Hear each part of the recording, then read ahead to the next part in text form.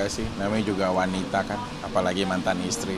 Terlepas dia sudah melakukan apapun, ya aku sih lebih seneng kayak ngomongin beberapa kebaikan dan kepedulian dia gitu, daripada kita harus meladeni ya perseteruan antara mantan istri dengan suami kan nggak baik. Tapi kalau masalah proses hukumnya kan nggak bisa dihentikan. Memang semuanya sudah disajikan dalam persidangan. Yaitu gunanya nanti kuasa hukum aku untuk memperjuangkan hak aku khususnya. Dan aku sih cuma jangan sampai perkara aku ini jadi ajang percontohan. Itu sih yang harus aku tegaskan gitu.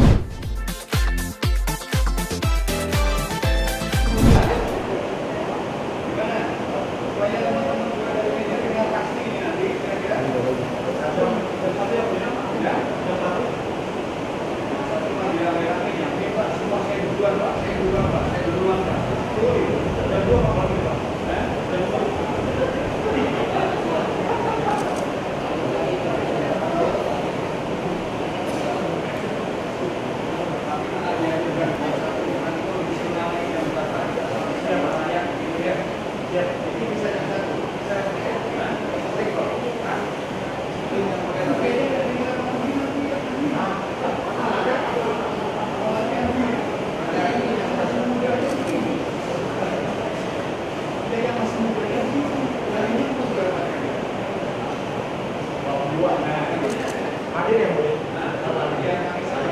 Siap kami panggil. Ya.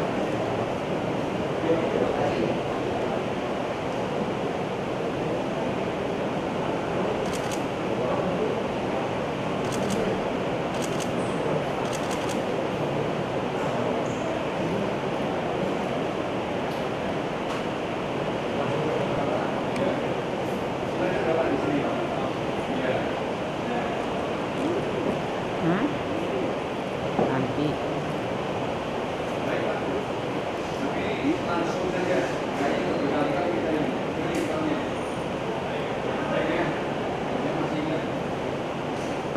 Rencanakan diambil di desa dengan kondisi seperti ini, sepertinya kita mengerti.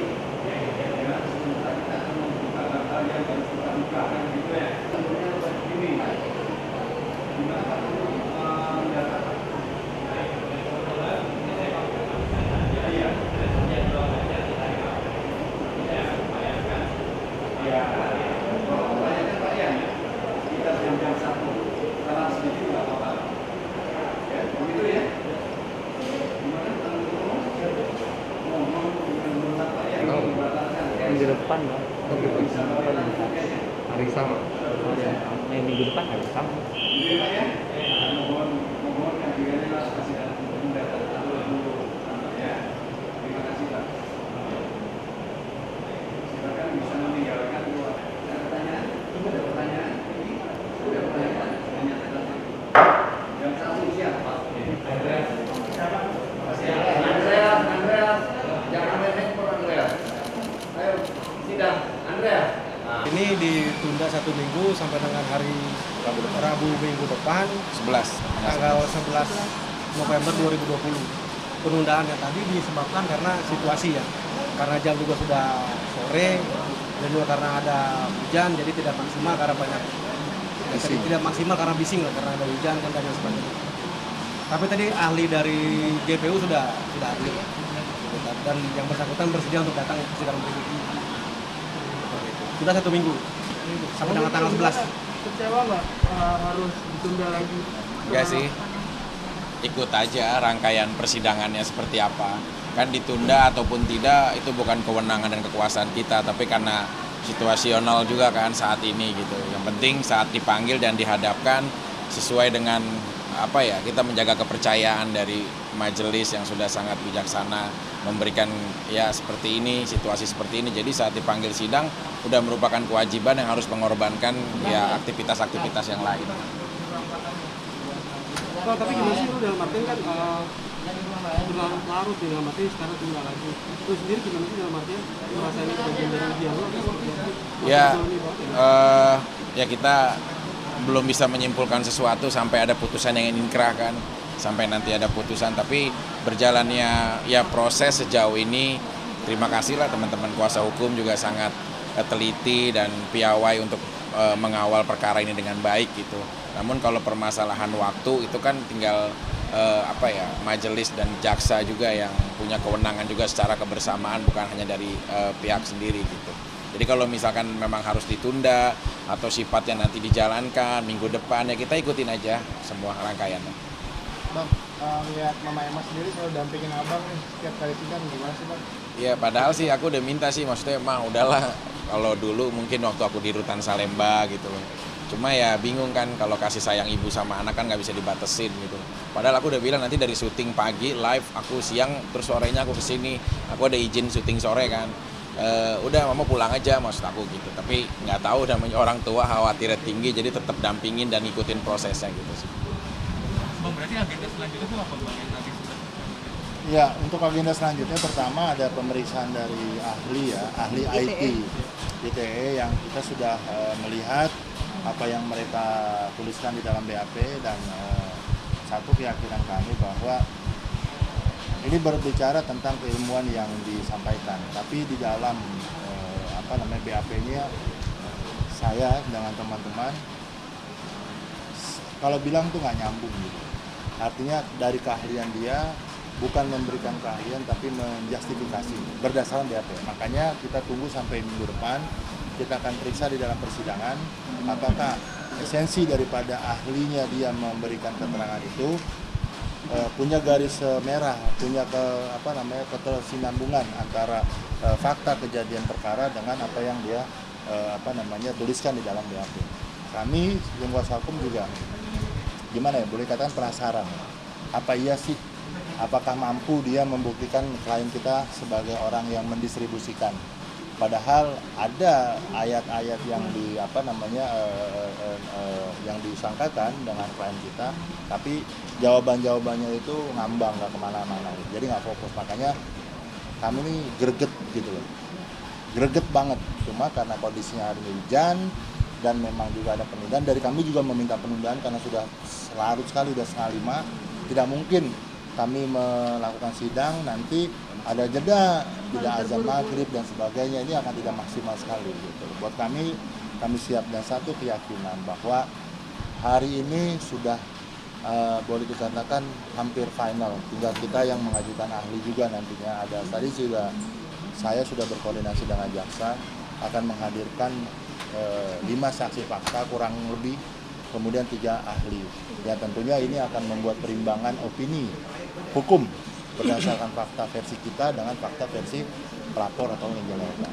Berarti 3 ahli yang akan dihadirkan ahli IT semua bang? Enggak, ahli pidana, ahli IT dengan ahli agama. Kita akan sampaikan itu nanti, insya Allah, dan kita mudah-mudahan punya hasil yang positif ya Ki. Amin. Karena selama ini kami turut bangga ya dengan adanya Vicky mampu eksis ya di tengah masyarakat tanpa boleh dikatakan hampir seluruh stasiun hari ini ada programnya Vicky. Ini melihat dan menunjukkan kepada masyarakat bahwa Vicky ini bukan apa seperti yang dibayangkan oleh Angel, memfitnah dan melakukan hal-hal yang boleh dikatakan pidana itu.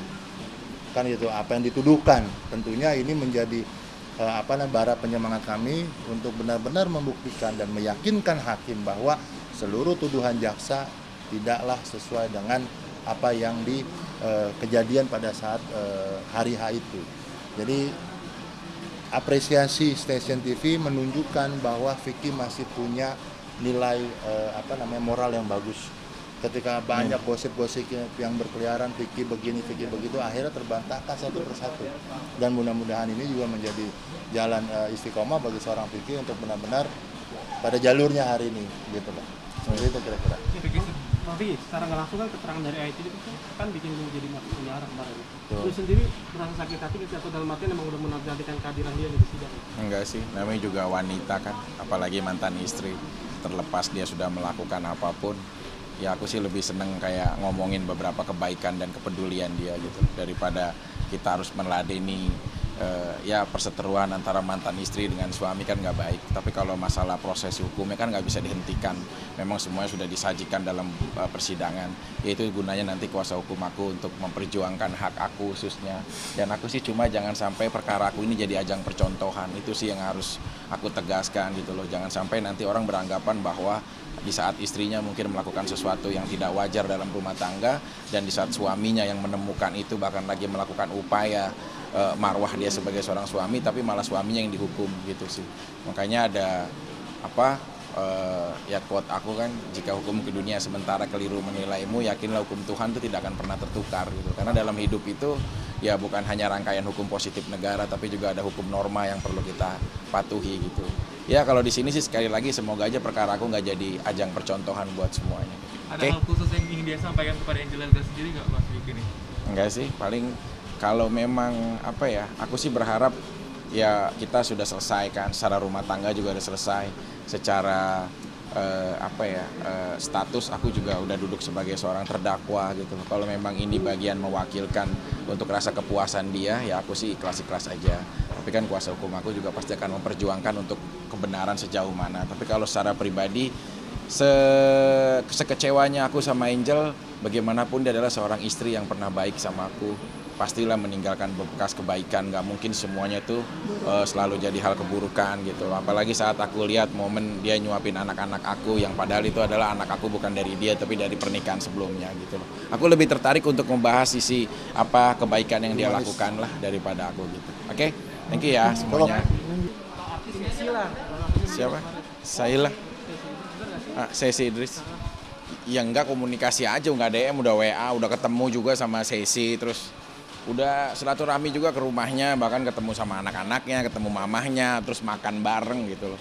Ya kalau Sesi sih temen aja, maksudnya kayak ya pertemanan yang baik gitu loh, nggak ada juga apa, kan kadang-kadang cowok ada momen yang dimana dia suka ngebuat cewek tuh jadi bagaimana gitu, bercandaan aja, seru-seruan, nggak ada maksud apa-apa kok.